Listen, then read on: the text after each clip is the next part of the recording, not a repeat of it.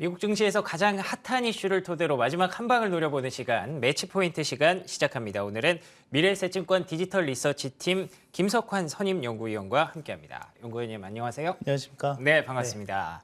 자, 오늘 살펴볼 내용을 보니까 일단 제조업 PMI 봐야 되고요. 그리고 네. 또 올해 미국 증시가 반등하기 위한 조건들 살펴본다고 내용이 돼 있는데 네. 제조업 PMI가 발표가 됐죠? 네, 됐죠. 마켓 PMI가 발표가 됐는데 제가 보기로는 2020년 5월 이후 최저치라고 들었습니다. 네, 어떻게 어젯밤에 보셨습니까? 발표된 게 이제 46.2로 발표가 예, 됐고요. 그렇죠. 제가 보통 이제 보는 게 구매 관리자 지수, 즉 PMI 같은 경우에는 기준선 50을 중심으로 해서 50보다 크면은 경기가 확장 국면에 있다라고 얘기하고요. 50 미만이게 되면 경기가 위축 국면에 있다라고 얘기하는데 네. 일단 어제 발표된 거는 시장 예상을 또 하회하는 모습도 나오기도 했습니다. 이제 그것보다 더 중요한 거는 이제 오늘 밤에 발표가 될 예정인 ISM 제조 PMI라고 좀 보시면 될 것 같고요. 근데 이제 그 세부 내용들 중에서 보면은 뭐 신규 주문이라든지 생산이라든지 고용과 관련한 이런 이제 지표들이 있는데 이런 세부적인 지표들도 같이 좀 부진한 모습들 좀 보이고 있다라고 하는 점에서 저희가 좀 유심히 좀 봐야 되지 않을까 생각이 되고 또 하나는 이 제조 PMI가 발표가 되기 전에 미국에는 이제 12개의 지역 연방준비은행이 있는데 이 중에서 한 6개 정도 지역에서 관련한 데이터를 또 발표하기도 합니다. 각 지역의 제조업 경기 관련한 데이터를 좀 발표하기도 하는데요. 준비한 화면을 한번 통해서 보시면 실질적으로는 이제 2021년 중반 이후부터 추세적인 둔화세가 좀 지속이 되고 있더라라고 좀 보시면 될 것 같고요. 그러니까 이 흐름이 좀 되게 중요하다라고 보시면 될 것 같습니다. 뭐 미국 내 전체 한 6개 지역에서 지속적인 좀 추세적으로 제조업 경기 동향이 좀 하락세를 좀 보이고 있다라고 하는 점에서 올해 이제 첫 시작을 이제 하긴 했지만 전체적으로 경기에 대한 부담이 계속 좀 높아지고 있는 걸 저희가 좀 눈으로 직접 확인하고 있는 지표라고 좀 보시면 될 것 같습니다. 알겠습니다. 이 추세적으로 계속 둔화되고 있는 부분 자체가 가장 중요하다. 당장 하나하나의 지표보다는 추세적인 흐름을 봐야 된다는 점 짚어주셨고요. 그러면 이제 2023년 증시에 대한 전망으로 한번 넘어가 보도록 하겠습니다. 사실 지금 컨센서스 뭐 네. 대부분 알고 계실 겁니다. 네. 연초에 안 좋고 어느 순간이 지나가면 네. 그래도 반등할 수 있을 것이다. 아마도 그 순간은 뭐 연준의 금리 인하, 뭐 피봇 이런 것들이 될 것이다라고 그렇죠. 얘기를 하고 있는데 간단하게 또 조건들을 한번 짚어주시죠. 뭐 일단 뭐 전반적으로는 올해 상저하고가 될 걸로 예상을 좀 하고 있는 시점이라고 좀 보시면 될 것 같고 네네. 일단 상반기에 일부 뭐 되게 시장의 생각은 약간 그 경기 침체가 오긴 오더라도 되게 마일드하고 시장이 어느 정도 좀 감내할 수 있을 정도의 경기 침체를 좀 가정을 하고 있는 그렇군요. 상황이라고 좀 보시면 될 것 같습니다. 네.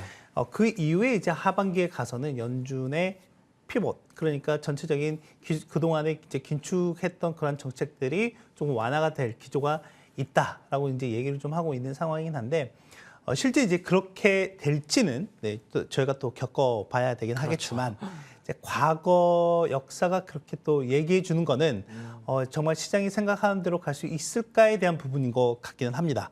지금 보고 있는 화면은 뭐냐면 그 미국 연준의 기준금리의 추이라고 좀 보시면 될 것 같은데 네. 이 검정색 실선이 뭐냐면 항상 그 증시 S&P 500 기준으로 증시의 저점이 나타났던 시점이었거든요. 근데 여러분들께서 한번 그 표를 자세히 한번 살펴보시면 그 증시의 저점이 항상 기준금리 인하 국면 중간이거나 또는 거의 막바지 국면에서 나타났었다라고 하는 거거든요. 그렇군요. 결국에는 그렇게 가기 위한 선결 조건이 필요한데요. 그 선결 조건이라고 하는 게 항상 침체가 나타났었다라고 하는 거예요. 예. 그러니까 앞에서 말씀드렸던 제조업 경기의 전체적인 둔화라고 하는 건지 또는 고용시장이나 또는 소비와 이런 부분들이 좀 악화되는 모습들이 극명하게 좀 나타나야 연준의 큰 방향성이 이제 틀어지는 모습이 나타났었다라고 하는 겁니다. 그렇다라고 하면 제가 뭐 지난 연말에도 한번 말씀드렸던 부분 중에 하나가 뭐냐면 적어도 이런 움직임이 아직까지는 포착이 되고 있지 않다라고 하는 거기 때문에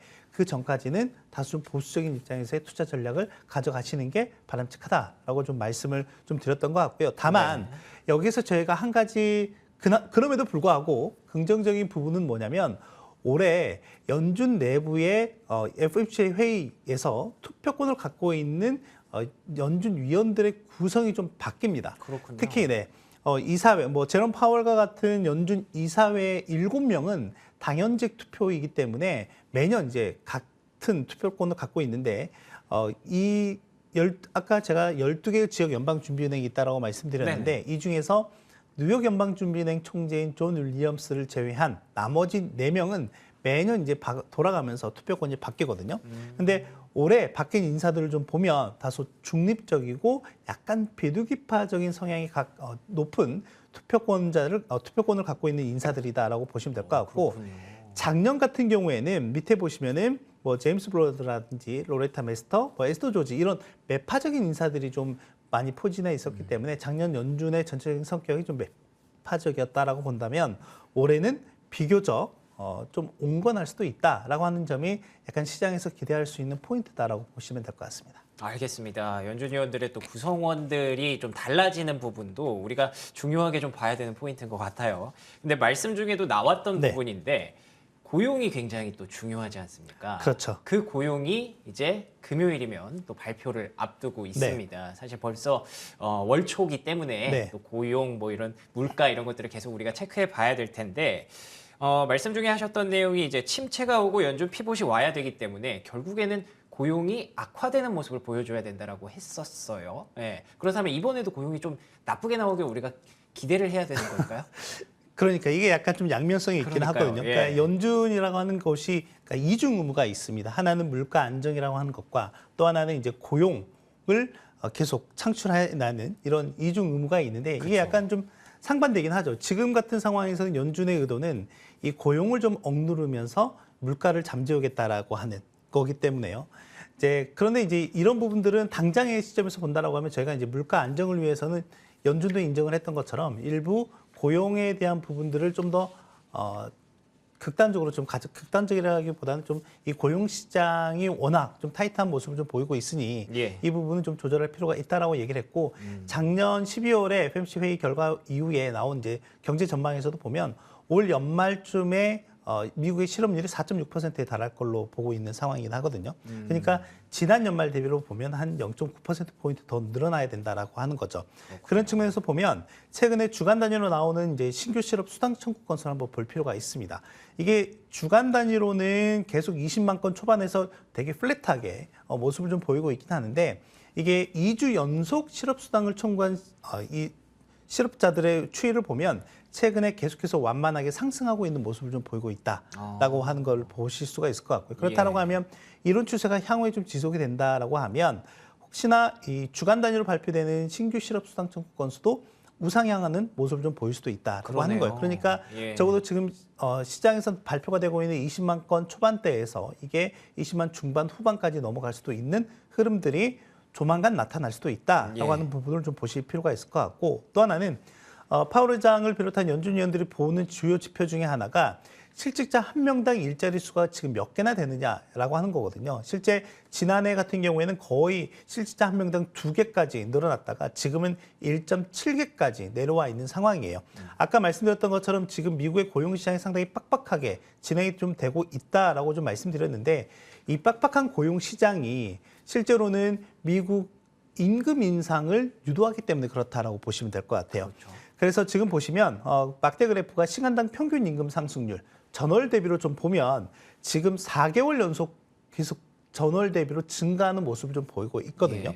이게 실제로는 서비스 물가를 계속해서 자극하는 요인으로 될 가능성이 좀 높기 때문에 결국에는 이 시간당 평균 임금 상승률이 누그러지는 모습이 완만하게 나타나는 게 미국 내에서 서비스 물가를 좀 잠재우는데 큰 역할을 좀 할 가능성이 높다라고 볼 수 있겠습니다. 그래서 이런 지표들을 좀 잘 보셔야 될 것 같고 당장 이제 오늘부터 뭐 구인 인직 건수라든지 내일 ADP 민간 고용이라든지 이제 금요일 노동부에서 발표하는 고용 지표까지 이제 고용 관련한 지표들이 쭉쭉 나오기 때문에 이 흐름들을 좀 보시면서 시장에 대응하시는 게 좋을 것 같습니다.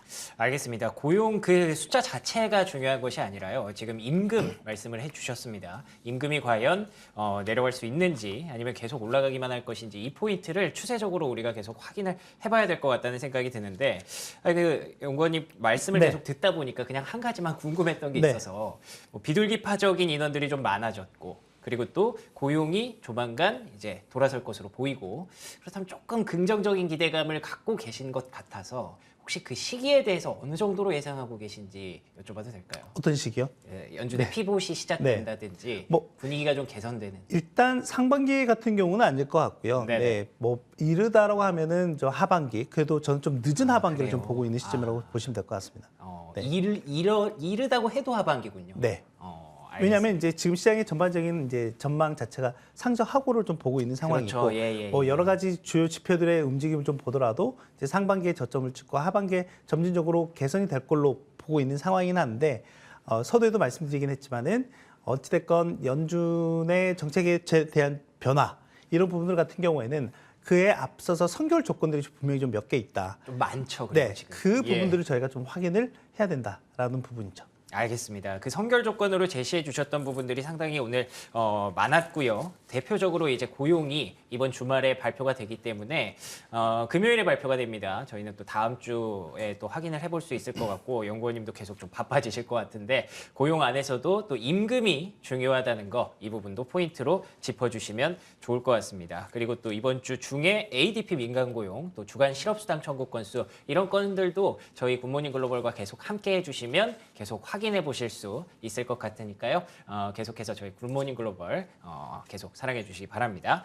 자, 오늘 미래에셋증권 디지털 리서치팀 김석환 선임연구원과 얘기 한번 나눠봤습니다. 연구원님 고맙습니다. 감사합니다. 네, 오늘 굿모닝 글로벌은 여기서 마무리하겠습니다. 저희는 내일 5시 55분에 찾아오겠습니다. 이어지는 출발 성공 투자 역시 계속해서 시청해 주시기 바랍니다. 시청해 주신 여러분 고맙습니다.